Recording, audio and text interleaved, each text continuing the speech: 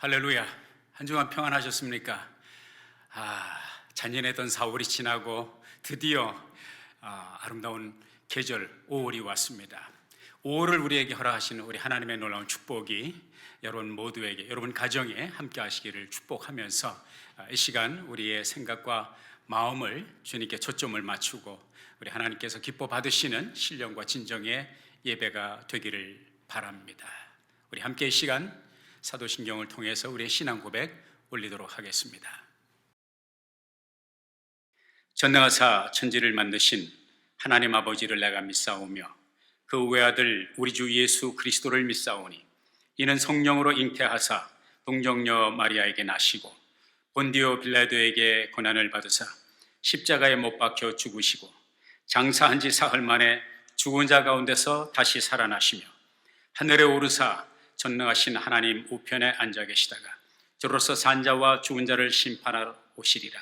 성령을 믿사오며 거룩한 공회와 성도가 서로 교통하는 것과 죄를 사하여 주시는 것과 몸이 다시 사는 것과 영원히 사는 것을 믿사옵나이다. 아멘.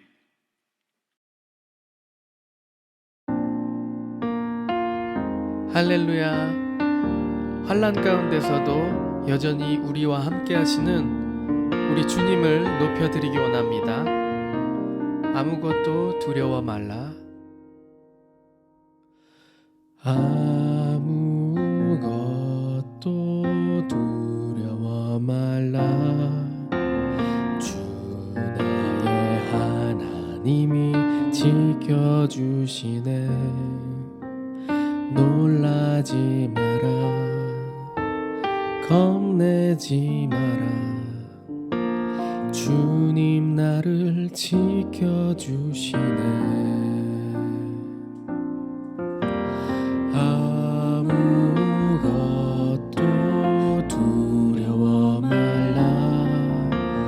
주 나의 하나님이 지켜주시네. 놀라지 마라. 겁내지 마라. 주님 나를 지켜주시네. 내 맘이 힘에 겨워 지칠지라도 주님 나를 지켜주시네. 세상의 험한 풍파 몰아칠 때도 주님 나를 지켜주시네.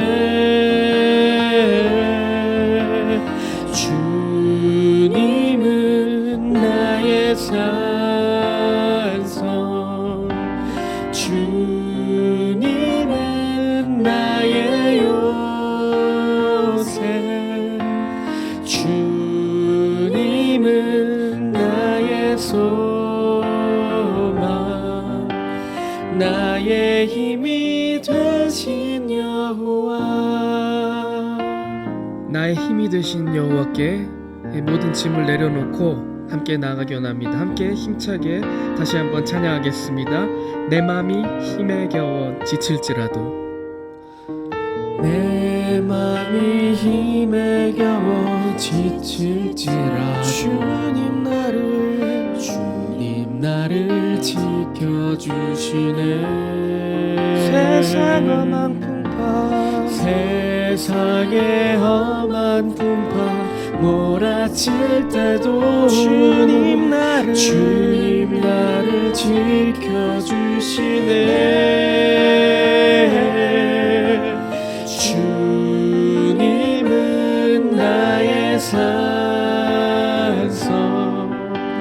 주님은 나의 요새, 주님은 나의 소망, 나의 힘이 되신 여호와, 나의 힘이 되신 여호와.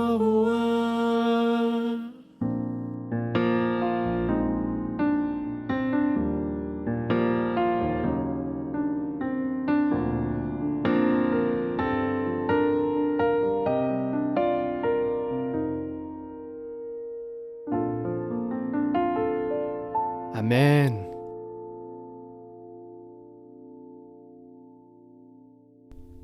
사랑의 하나님, 5월 첫 주 예배를 주님께 올려드릴 수 있게 인도해 주심에 감사드립니다. 높으신 주님을 찬양하고 모든 영광을 주님께 올려드립니다. 주님, 전 세계가 코로나 바이러스로 인해 어려움 가운데 있습니다. 모두가 어렵고 힘든 이때에 주님을 믿는 우리들이 주님 앞에 더 회개하고 깨어 기도하여서 주님을 더욱 의지할 수 있는 시간이 될 수 있게 하여 주시옵소서. 또한 나보다 더 어려운 이웃을 살피고 주님의 사랑을 전할 수 있는 시간들이 되게 인도해 주시옵소서. 우리가 살고 있는 미국과 대한민국의 위정자들을 기억하시고 겸손한 마음으로 하나님을 두려워하고 나라를 이끄는 결정들이 주님의 뜻에 합당할 수 있게 지혜를 허락해 주시옵소서. 주님, 우리 아름다운 교회를 지켜주심에 감사드립니다. 몸은 비록 성전에 갈 수 없지만 온라인 예배를 통해 가정 안에서 예배가 회복되게 하시고 주님의 임재를 경험하는 복된 시간이 되게 인도해 주시옵소서. 주님의 말씀을 대언하시는 이봉화 목사님을 기억하시고 말씀을 전하실 때 우리의 생각이 깨어지고 삶이 변화되는 성령님의 역사가 일어날 수 있게 도와주시옵소서. T사역을 하시는 한순진 목사님을 기억하시고 코로나 바이러스가 지나간 후에도 T사역이 이전보다 더 넓게 확장되는 역사가 일어날 수 있게 인도해 주시옵소서. 우리 교회의 미래인 유스그룹과 교육부를 위해서 기도합니다. 우리 자녀들이 어려서부터 주님의 말씀을 가까이 할 수 있게 인도하시고 아이들의 삶을 통해 주님의 일들이 펼쳐질 수 있기를 기도합니다. 어디에 있든 악한 세력으로부터 보호하시고 말씀 안에서 바르고 지혜롭게 자랄 수 있게 인도하여 주시옵소서. 이 시간 주님께 올려드리는 이 예배를 통해 모든 성도님들의 건강의 문제, 일터의 문제, 가정의 문제 등 모든 문제들이 주님 앞에 연락되길 소망합니다. 모든 성도님들을 건강하게 지켜 보호해 주시고 이 예배 가운데 주님 임재하여 주시옵소서. 모든 영광을 주님께 올려드리며 예수님의 이름으로 기도드립니다. 아멘.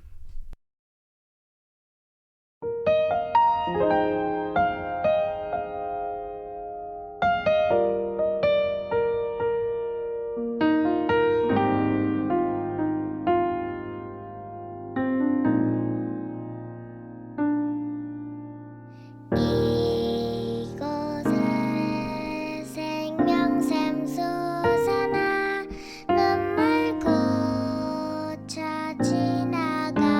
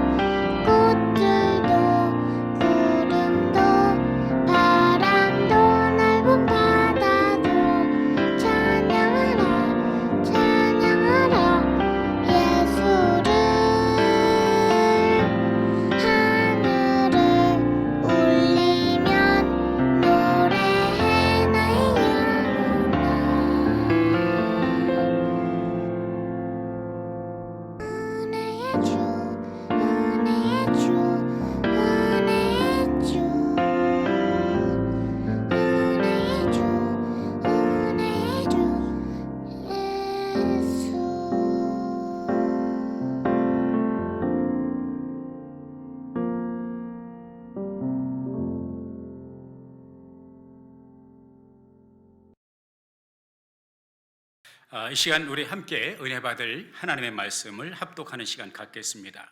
성경 말씀 마가복음 4장 39절부터 5장 8절까지의 말씀 되겠습니다. 예수께서 깨어 바람을 꾸짖으시며 바다더러 이르시되 잠잠하라 고요하라 하시니 바람이 그치고 아주 잔잔하여 지더라. 이에 제자들에게 이르시되 어찌하여 이렇게 무서워하느냐 너희가 어찌 믿음이 없느냐 하시니 저희가 심히 두려워하여 서로 말하되 저가 뉘기에 바람과 바다라도 순종하는고 하였더라. 예수께서 바다 건너편 거라사인의 지방에 이르러 배에서 나오심에 곧 더러운 귀신 들린 사람이 무덤 사이에서 나와 예수를 만나다.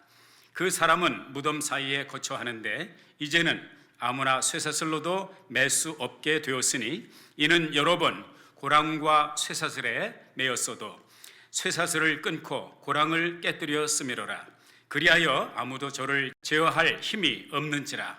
밤낮 무덤 사이에서나 산에서나 늘 소리 지르며 돌로 제 몸을 상하고 있었더라. 그가 멀리서 예수를 보고 달려와 절하며 큰 소리로 부르짖어 가로되 지극히 높으신 하나님의 아들 예수여 나와 당신과 무슨 상관이 있나이까. 원컨대 하나님 앞에 맹세하고 나를 괴롭게 마옵소서 하니 이는 예수께서 이미 저에게 이르시기를 더러운 귀신아 그 사람에게서 나오라 하셨습니다. 아멘. 우리 잠시 기도하고 말씀 나누겠습니다. 하나님, 하나님의 영으로 이 시간 우리에게 말씀하시고 하나님의 영으로 듣는 주님의 음성을 듣는 복된 시간 되게 하옵소서. 예수님의 이름으로 기도했습니다. 아멘.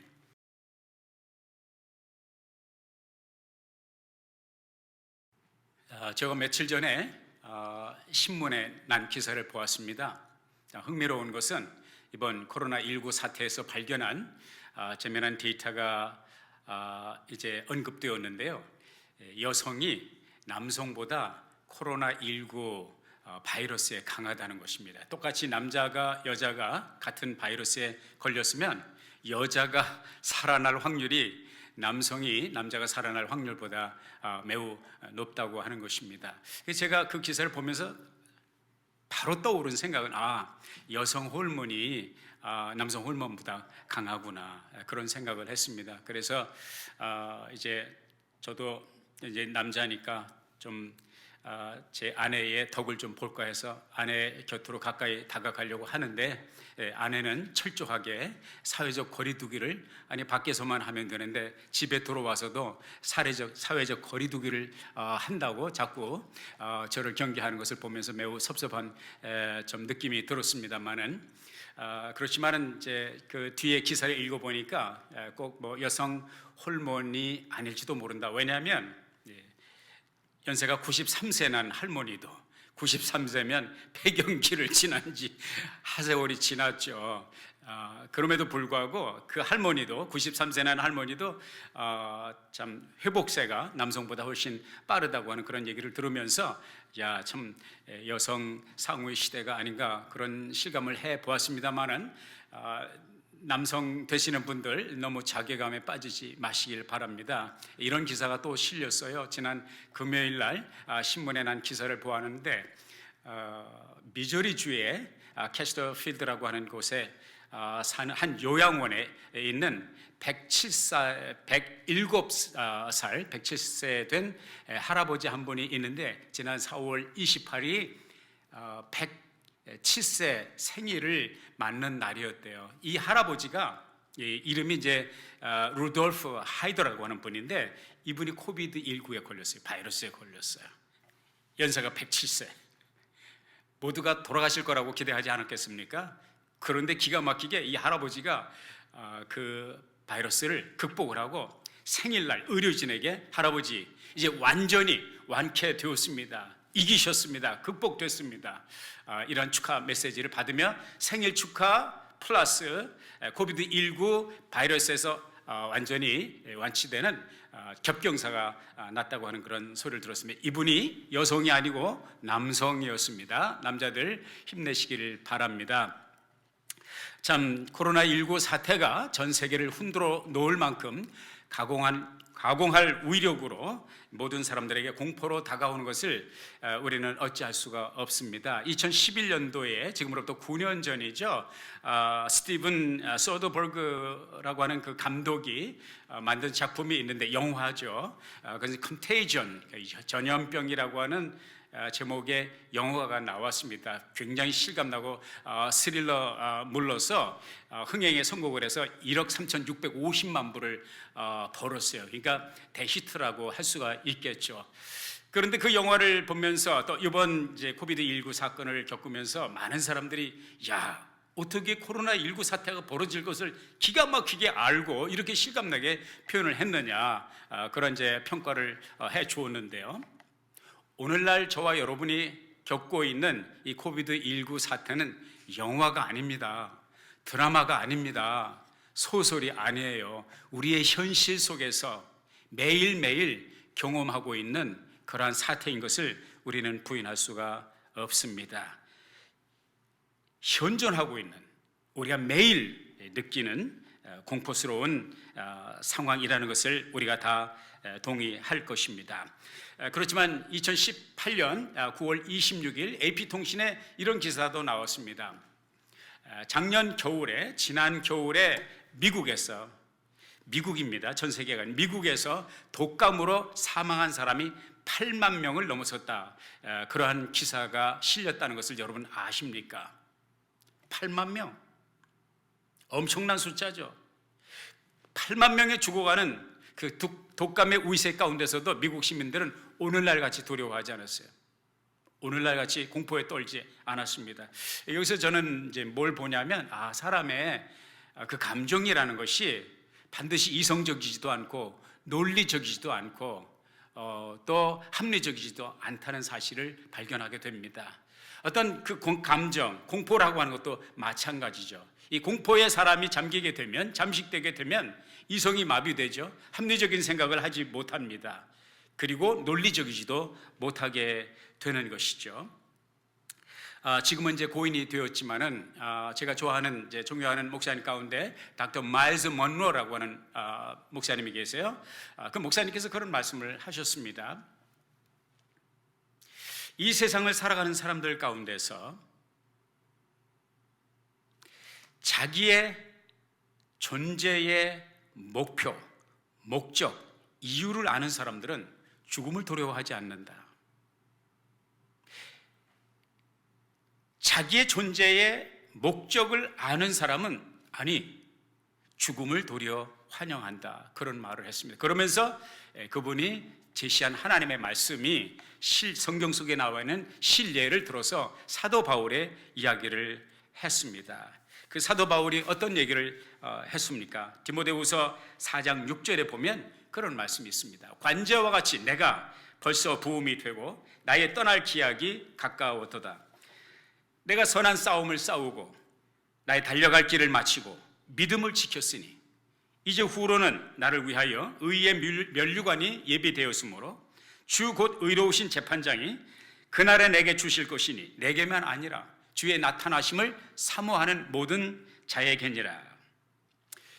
또 사도행전 20장에 보면 그런 말씀이 기록되어 있습니다. 23절에 오직 성령이 각 성에서 내게 증거하여 결박과 환난이 나를 기다린다 하시나 24절 나의 달려갈 길과 주 예수께 받은 사명 곧 하나님의 은혜의 복음 증거하는 일을 마치려 하면은 나의 생명을 조금도 귀한 것으로 여기지 아니하노라.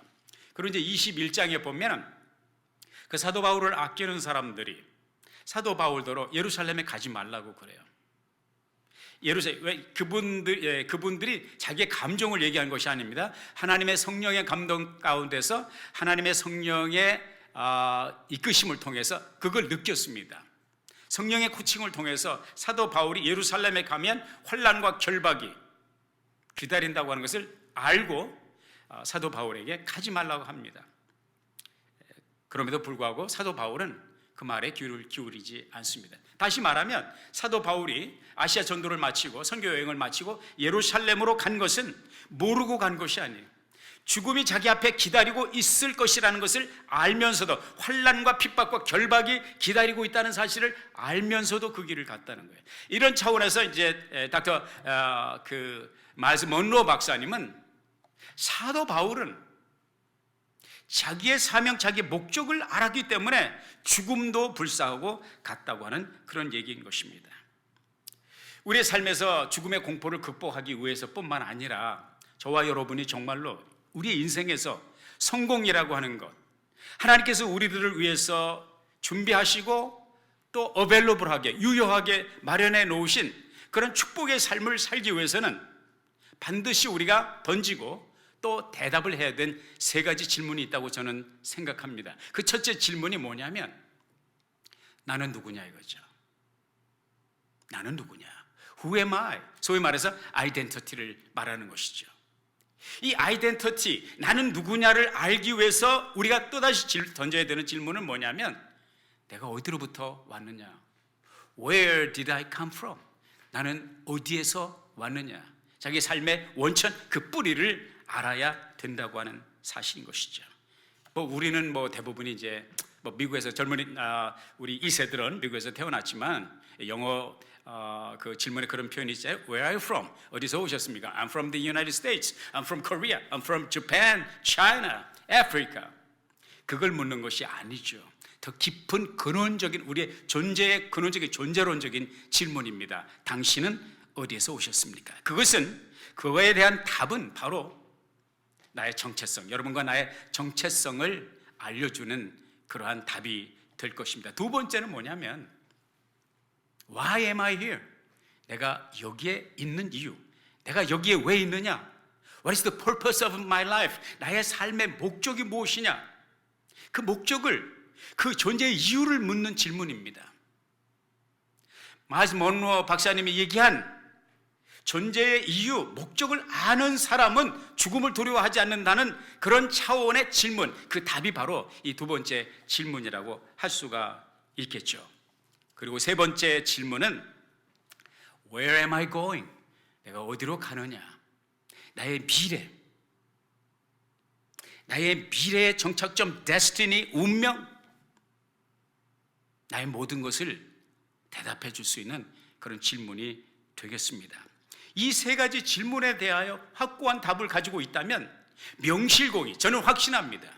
죽음을 두려워하지 않고 어떠한 바람에도 어떠한 풍랑에도 흔들리거나 무서워하지 않냐고 자기의 갈 길을 갈 수 있는 사람이다.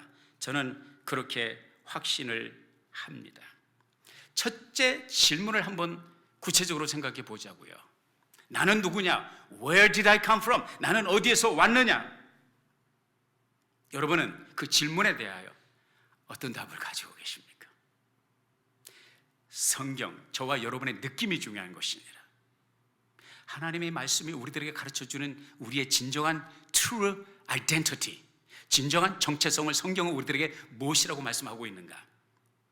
시편 23편에서, 물론 성경의 여러 곳에서 우리가 찾을 수 있지만 오늘 저는 여러분과 함께 시편 23편에서 그 답을 찾고자 합니다. 여러분 잘 아시죠? 여호와는 나의 목자시니 내가 부족함이 없으리로다. 여호와는 나의 목자시다. 그럼 나는 누구예요? 그분의 양이다. 여러분과 나의 정체성은, 적어도 그리스도 안에 있는 저와 여러분의 존재의 정체성은 우리는 하나님의 양이고 하나님은 우리의 목자가 되신다고 하는 사실인 것입니다. 이것이 우리의 정체성입니다. 그러면서 그 뒤에 보면 3절에 보면 내 영혼을 소생시키시고 자기 이름을 위하여 의의 길로 인도하시는 도다. 저는 이 시편 23편을 이제 어린이 주일학교 시절에 처음 접하고 평생을 나의 삶을 붙들어주고 나를 공포해서 두려움 가운데서 나를 지켜주고 꿋꿋하게 오늘까지 버티도록 해준 말씀이 바로 나의 아이덴티티, 나는 누구냐? 나의 목자 되신 우리 하나님의 양이라는 것이죠. 여러분 아시는 대로 양의 안전보장은 누구의 손에 있습니까? 목자의 손에 있습니다. 양의 오늘도 내일도 미래는 어디에 있습니까? 목자의 손에 있습니다. 나의 안전보장? 이번에 이제 존 파이퍼 목사님께서 코비드19 사태를 경험하시면서 책을 하나, 작은 책자를 하나 내셨어요. 모든 이들에게 프리로 이제 배분해 주셨습니다. 인터넷을 통해서 또 SNS를 통해서. 저도 그 책자를 받았습니다. 우리 한 목사님께서 전달을 해주셔서 또 한글 번역본도 나와 있더라고요. 여러분들과 함께 또 나누고 싶습니다. 그분은 그런 표현을 합니다. The solid rock, 내 발 밑에 있는 under my feet, 내 발 밑에 내가 오늘, 미래가 아니라 오늘 내가 디디고 설 반석이 무엇이냐, 그런 질문을 던지고 있습니다. 그리고 시편 23편은 우리들에게 이렇게 말씀하고, 여호와는 나의 목자시니 내가 부족함이 없으리다. 그가 나를 푸른 초장에 누이시며 쉴만한 물가로 인도하시는도다. 내 영혼을 소생시키시고 자기 이름을 위하여 의의 길로 인도하시는도다. 왜 이 정체성이 중요하냐면, 우리는 하나님의 양이고 하나님은 우리의 목자가 되신다. 그리고 자기 이름을 위하여 나를 소생시키실 뿐만 아니라 의의 길로 인도하신도다. 여기서 자기 이름을 위하여, 여기 한번 여러분의 초점을 두시길 바랍니다. 이해를 돕기 위해서 이스라엘 사람들은 목축업에 많이 종사하지, 양을 많이 키웠습니다. 예수님 계실 때도 그렇고 구약 시대도 그랬고, 양과 염소와 소와 이런 그 목축업을 많이 했습니다. 특별히 양을 많이 키웠습니다. 양을 키우는 목적은 여러 가지가 있겠습니다만은 양털을 깎아서 양털을 팔고, 또 아니면은 그 가죽을, 또 아니면 또 그 밑을 이제 나누고 또 판매했죠. 양털이나 양 가죽을 시장에 내다 팔 때에, 시장에 장보러 오는 사람들이 양털, 양 가죽을 고를 때에 어떻게 고르느냐? 그 양털과 양 가죽 묶음 앞에 라벨을 붙여놓는데, 그 라벨에 무슨 이름이 쓰여 있느냐면 양의 이름이 쓰여 있는 것이 아니라 그 양을 키운 목자의 이름이 있다는 것이죠. 다시 말해서 이 털과 이 양 가죽은 아무 개가 키운, 여러분 그 시대에 어느 마을이든지 누가 목축업을 하며 누가 목동으로 양떼를 인도하는지 압니다. 시장에 가면 거기에 붙어있는 모든 이름을 사람들은 인식합니다. 그래서 양 털을 볼 것도 없이, 양 가죽을 디테일하게 살펴볼 것도 없이, 왜냐하면 전문적인 지식이 없으니까 그 목자의 이름을 보면 이건 누가 키운 거네, 확실해, 그 목자는 확실해, 내가 알거든 그 목자를. 그 양의 품질과 그 양의 가죽과 털의 품질은 그 양을 키운 목자의 이름에 깊이 연동이 되어 있다, 연관이 되어 있다는 것입니다. 하나님이 왜 우리를 의의 길로 인도하시고 하나님이 우리의 영혼을 소생시키시는 이유는 무엇입니까? 하나님께서 우리의 소유자가 되시기 때문입니다. 우리는 하나님의 소유된 자들이기 때문입니다. 우리는 하나님께 속했기 때문입니다. 여러분 그거 아시죠? 세상에 존재하는 모든 물건은 그 물건을 만든 사람이 있잖아요. 만드는 회사가 manufacturer 있죠. 예를 들면 이제 자동차도 참 고귀하게 롤스로이스부터 시작을 해서 머세디스 벤츠라든지, 아니면 이제 현대라든지 기아라든지 또 토요타라든지 복스바겐 이런 차들이 있죠. GM, 쉐보레라든지 포드라든지 이런 차들이 있잖아요. 그 차들에 보면 다 브랜드 네임이 있어요. 여러분 제 아내와 제가 이제 차를 따로 몹니다. 근데 언젠가 편지를 받았어요. 그 회사에 그 혼다 회사, 제 아내가 이제 타고 다니는 그 회사에서 편지를 보내왔어요.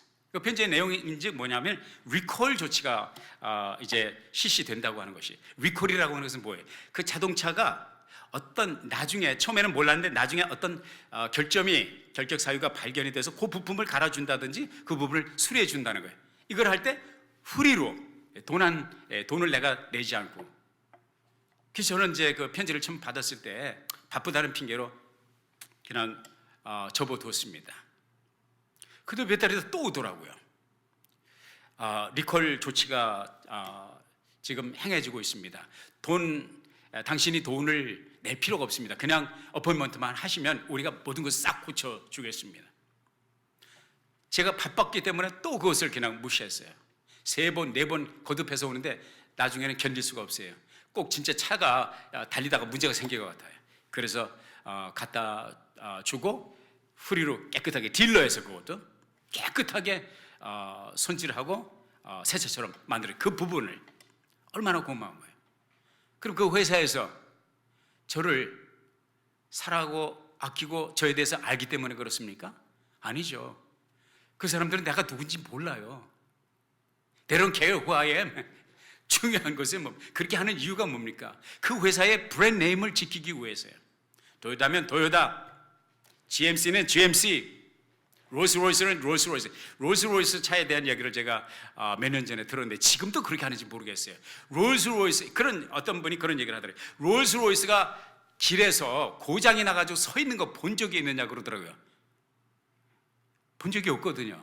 그래서 한 번도 본 적이 없다 그런 얘기를 이제 했더니 그런 얘기를 하더라고요.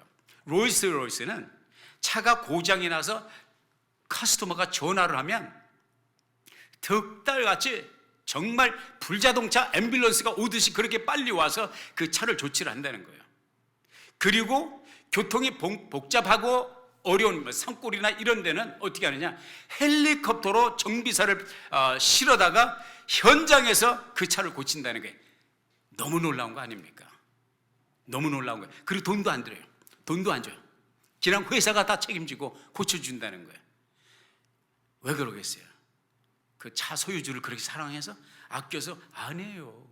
롤스로이스라고 하는 회사의 그 이름, 그 브랜드 네임을, 왜?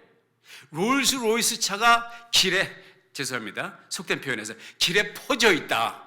수많은 사람이 롤스로이스가 고장이 나서 길가에 서 있는 것을 보는 걸 원치 않는다는 거예요. 왜? 롤스로이스의 그 브랜드 네임에 평가를 절하하기 때문에. 하나님께서 나와 여러분을 소생시키시고 의의 길로 인도하시는 이유가 무엇입니까? 물론 우리를 사랑하십니다. 물론 우리를 아끼십니다. 그러나 자기 이름을 위하여, 자기 이름을 위하여 의의 길로 인도하시는도다.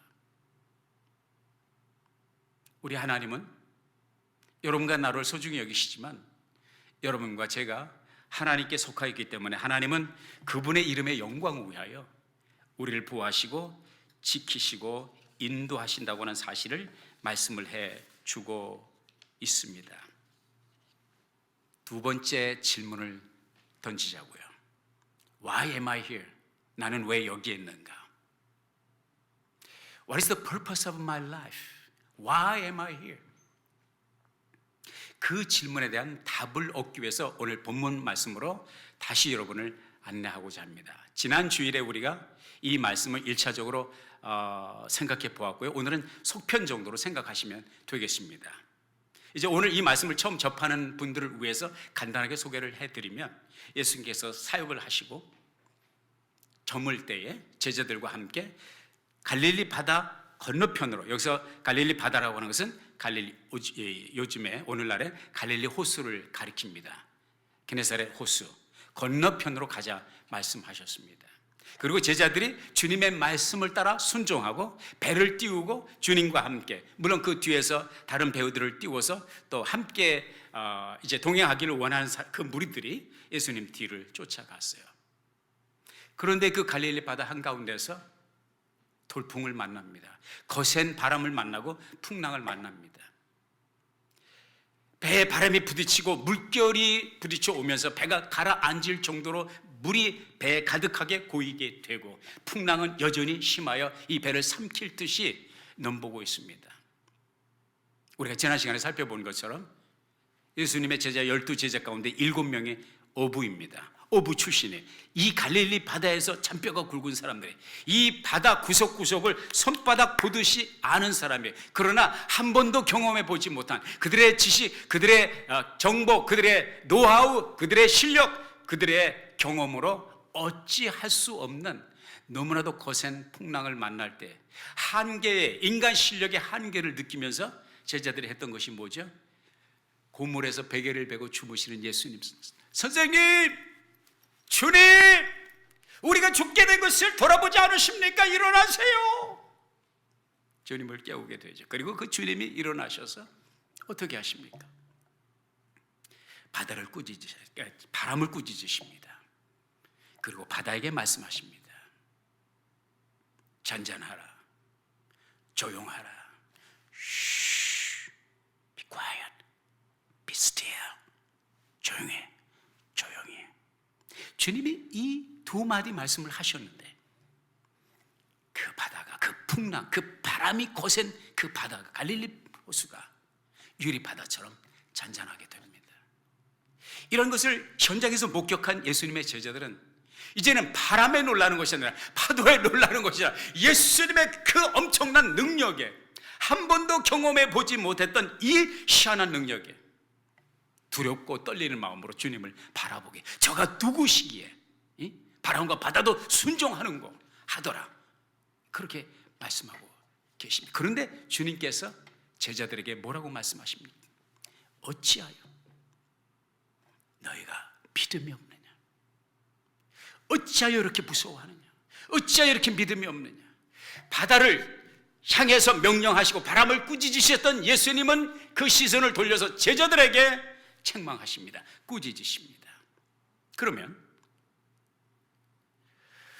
여러분 생각에는 믿음이 없다고 말씀하시는데, 주님께서 말씀하신 제자들에게 믿음이 없다고 하니 그 믿음은 어떤 믿음입니까? 우리가 상식적으로 아는 대로 모든 믿음에는 믿음의 대상이 있습니다.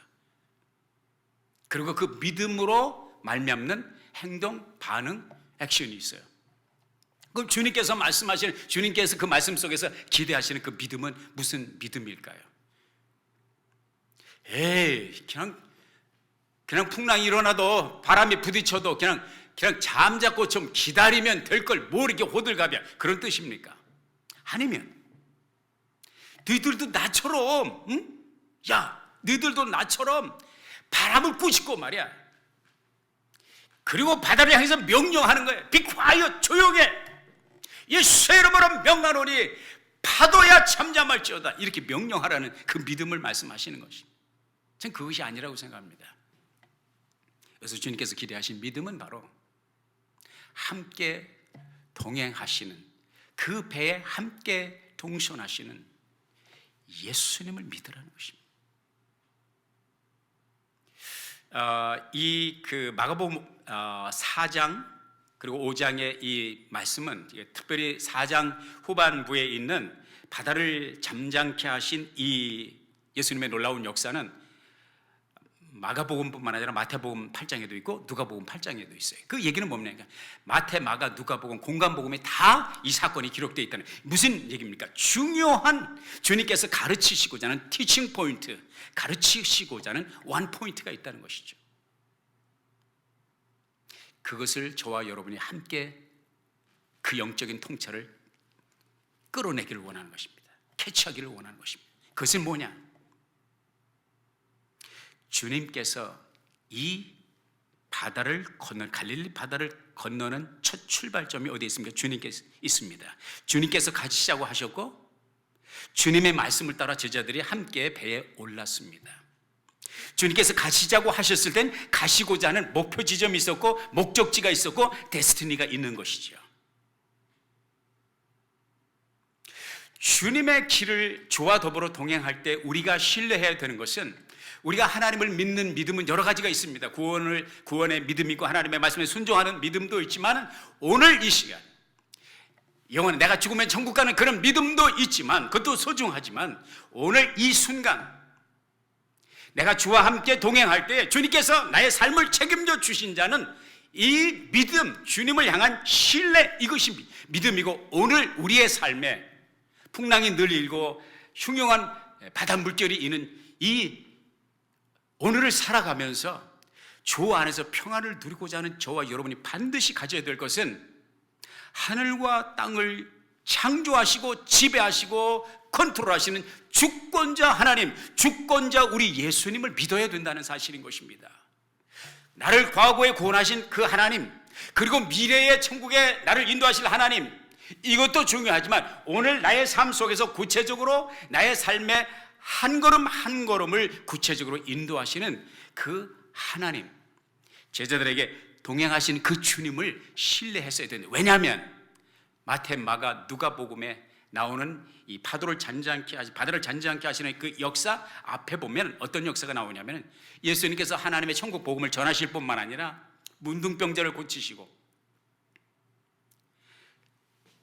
소경을 고치시고 병든 자를 고치시며 기적을 행하셨습니다. 놀라운, 인간으로서는 상상할 수 없는, 인간으로서는 불가능한, 오직 신성을 가지신 분만이, 하나님만이 하실 수 있는 이런 기가 막힌 기적의 초인적인 역사를 여러 차례 계속해서 주님께서 행하시고, 그것을 곁에서 누가 보았어요? 제자들이 보았거든요.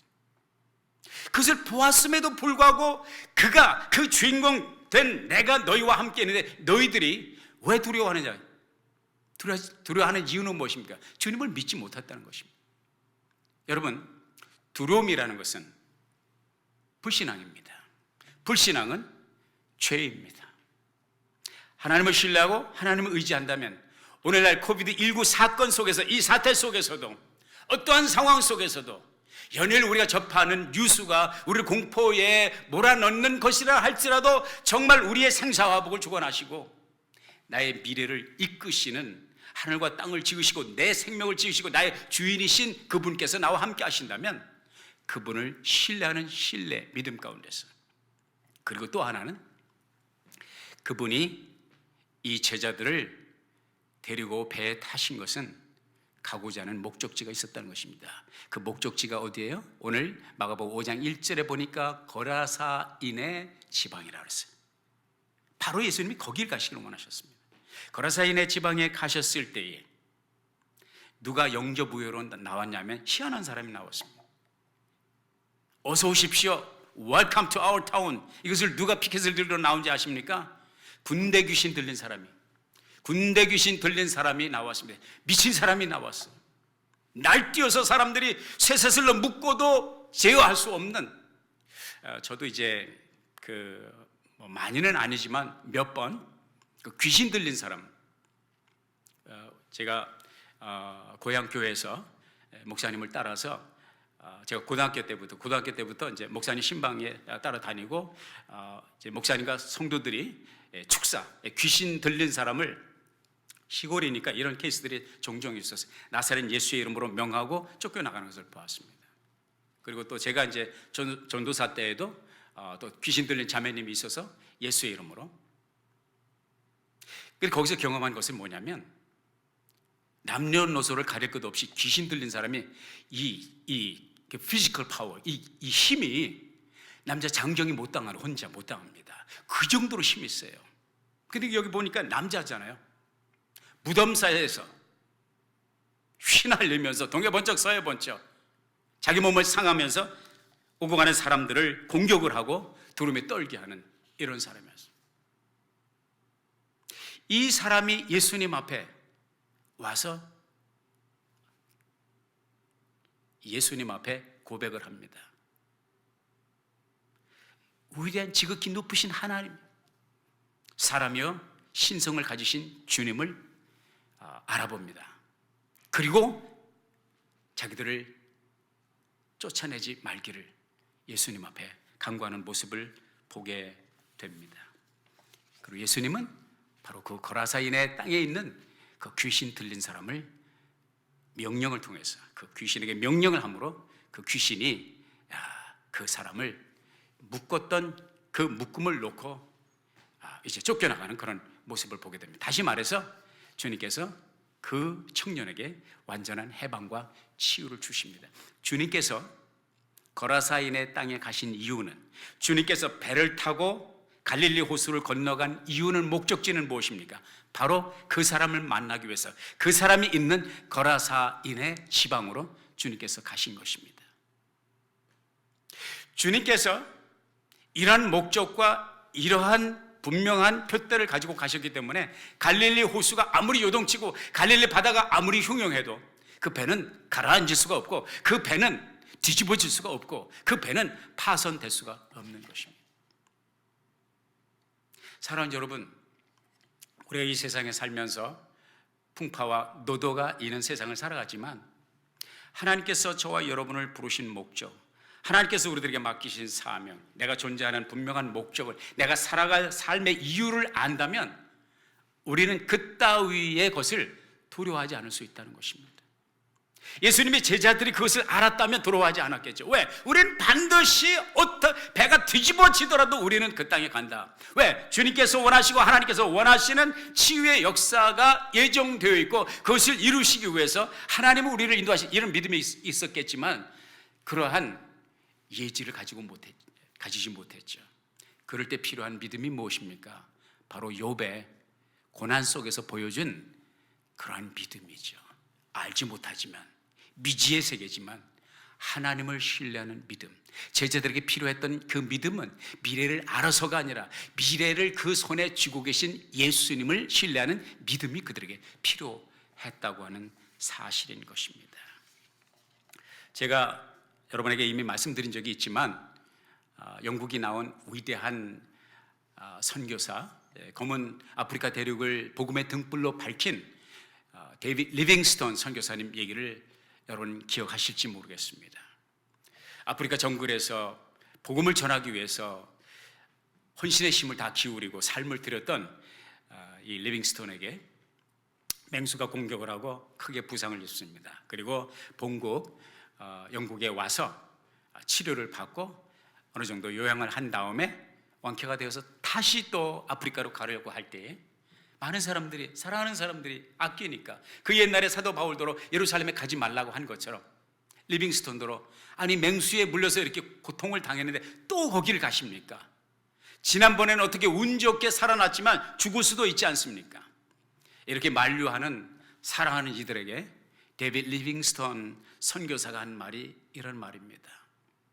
그 어떤 맹수도 내가 사명을 다하기까지는, 하나님께서 내게 허락하신 삶의 목적을 다 이루기까지는 내 생명을 타치할 수가 없습니다. Nobody can touch my life. 이것이 바로 사명을 깨달은, 살아갈 이유를 아는 자가 가지는 담력이요 담대함이라고 할 수가 있을 것입니다. 사랑하는 여러분, 코비드19의 공포가 우리를 엄습해 오지만 하나님께 부름을 받고 하나님께 속하였고 하나님의 뜻을 이루어 가기 위하여 부름을 받은 저와 여러분에게는 하나님이 허락하지 아니하는 한 그 어떤 바이러스 그 이상의 것이라도 여러분을 타치할 수 없다는 믿음을 가지시길 바랍니다. 오해 없이 들으시기 바랍니다. 오늘부터 마스크를 벗어라, 손 닦지 말아라, 사회적 거리 두기를 무시하라, 절대로 그런 이야기가 아닙니다. 이것은 그대로 하셔야 됩니다. 왜냐하면 그걸 통해서 하나님은 우리를 보호하시기 때문인 것이죠. 그것을 무시하고 하나님이 나를 지키시고 하나님이 나의 생명을 보장하시다, 하나님의 주권을 나는 믿는다, 마스크 벗고 마음대로 하는, 이것이 하나님을 시험하는 무서운 죄라는 사실을 기억하시기를 바라고, 계속해서 마스크를 착용하시고 이제 전문가가 또 당국에서 완전한 이제 릴리스를 이제 면제를 발표할 때까지는 성실하게 그리스도의 덕을 위해서 지키시기를 부탁을 드리는 것이죠. 성경은 우리들에게 말씀하고 있습니다. 이사야서 43장 21절에 이 백성은 내가 나를 위하여 지었나니 곧 나의 찬송을 부르게 하려 함이라. 43장 같은 43장 7절에 보면 내 이름으로 일컫는 자 곧 내가 내 영광 위하여 창조한 자를 오게 하라. 우리 하나님의 영광 위하여 지음을 받은 그 영광 위하여 살아가는 하나님의 사람들입니다. 우리 각자가 담당해야 될, 각자가 하나님께 받은 은사 그리고 달란트가 있죠. 저는 여러분의 그 달란트, 구체적인 삶의 목표와 방향과 목적을, 이유를 구체적으로 알 수는 없어요. 그러나 한 가지 분명히 아는 것은 있습니다. 어떠한 달란트를 가졌던지, 어떠한 삶의 이유를 가졌던지 우리는 공동의 common ground, 공동의 목표, 공동의 목적, 공동의 삶의 이유가 있다는 것이, 그건 무엇입니까? 하나님의 영광이라는 것이죠. 하나님의 영광, 자기 이름을 위하여 의의 길로 인도하시는 도다. 그 말씀을 여러분 기억해 주시기를 바랍니다. 베드로전서 2장 9절에 보면 오직 너희는 택하신 족속이요 왕 같은 제사장들이요 거룩한 나라요 그의 소유된 백성이니 이는 너희를 어두운 데서 불러내어 그의 기이한 빛에 들어가게 하신 자의 아름다운 덕을 선전하게 하려 하십니다. 여기서는 덕을 말씀하고 있어요. 예수 그리스도의 덕, 하나님의 영광, 이것이 우리가 함께 추구해야 될 삶의 이유고 목표라는 사실을 기억하시기를 바랍니다. 우리 아름다운 교회는 아름다운 교회의 공동의 목적과 사명과 목표와 가치가 있습니다. 우리 아름다운 교회가 여기에 존재하는 이유는 무엇입니까? To make Christ-like disciples in the nations. 열방의 그리스도를 닮은 제자를 만들기 위해서 우리는 여기에 존재하고 주님께서 이 교회를 세워주셨습니다. 그리고 우리가 추구하는 가치는 무엇입니까? 예배와 선교와 양육과 섬김입니다. 이 네 가지 핵심적인 가치를 위해서 우리는 이 길을 나섰고 이 하나님의 뜻을 위해서 협력하고 힘을 다하고 모든 은사들을 함께 모아 하나님의 나라를 받들고 있습니다. 지금 오늘이 우리가 걸어가는 이 길이 아무리 힘들고 험난하고 어렵다 할지라도 이 공동에 하나님께서 주신 미션, 사명과 삶의 이유를 아신 저와 여러분은 어떠한 환난 속에서도 극복할 수 있는 힘과 능력을 하나님께 받았다는, 우리가 디딜 반석이 있다는 사실을 기억하시기를 바랍니다. 아프리카 속담에 그런 말이 있습니다. 빨리 가려면 혼자 가고 멀리 가려면 함께 가라. 너무 좋은 이야기죠. 우리는 우리의 데스티니, 영원한 하나님의 나라, 영원한 하나님의 천국을 위하여 가는 천국의 순례자들이요, 여러분과 저는 이런 공동의 목표 지점을 향해서, 공동의 고를 향해서 이 길을 나선 진정한 순례자들입니다. 주의 이름으로 부탁합니다. 이 길에서 낙오하지 마시고 어떠한 상황 속에서도 우리 함께 힘을 모아 서로 사랑하고 서로 격려하며 서로 도우며 이 길을 걸어갈 수 있기를 바랍니다. 이 세상 나그네 길을 지나는 순례자, 인생의 거친들에서 하룻밤 머물 때 환난에 거친 비바람, 환난에 거친 비바람 모질게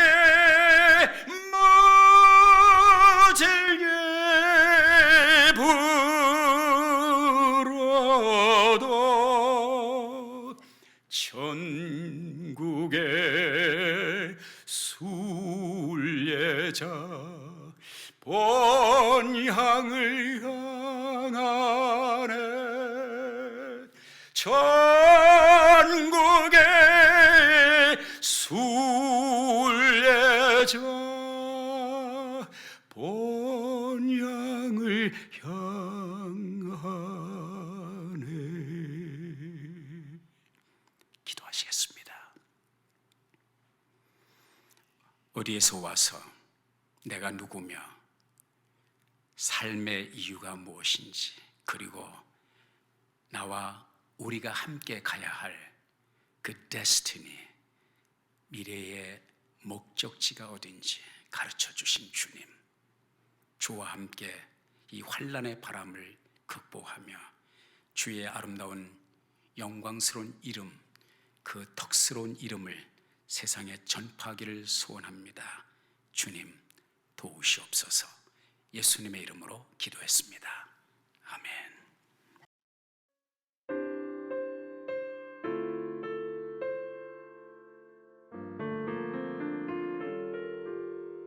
나 이제 주님의 새 생명 얻은 몸, 옛것은 지나고 새 사람이로다. 그 생명 내 맘에 강같이 흐르고 그 사랑 내게서 해같이 빛난다. 영생을 맛보며 주 안에 살리라. 오늘도 내일도 주 함께 살리라.